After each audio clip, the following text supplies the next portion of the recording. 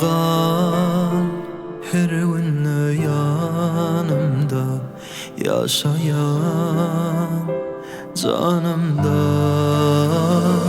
Arzuan senden dünyada kavuştum arzuma. Dedim eyles mercene kara, seydi canan gönlüne yara. Can deyip yüzlensem adıma, sen beni sevim bile cadına. Gönlüm sana verdim, feyenin aytmama. Ayday mana, Ayday bana, sevim mana. Can deyip yüzlensem adıma, sen beni sevim bile cadına.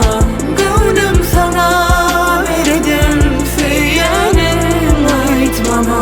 Ayday mana, Ayday bana, sevim mana. sevim bana.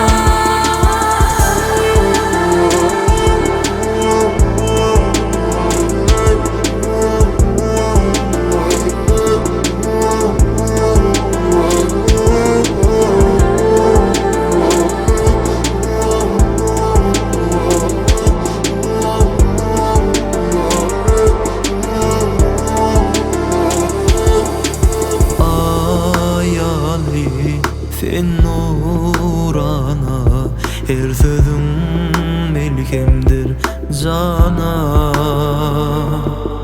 Sen yanımda asmanım yaktı, ben sende duyan baktı.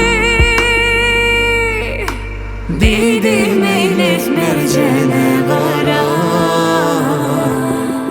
seydi canan gönlüne yara. Can deyip yüzlensem adıma, sen beni sevim bile cadına. Gönlüm sana verdim, feyenin aytmama. Ayday mana, Ayday bana, sevim mana. sevim bana. Can deyip yüzlensem adıma, sen beni sevim bile cadına. Gönlüm sana verdim, feyenin aytmama. Ayday mana, Ayday bana, sevim mana. sevim bana. Can deyip yüzlensem adına, sen beni sevim bilen cadıla. Gönlüm sana verdim, feyenin aytmana. Ayday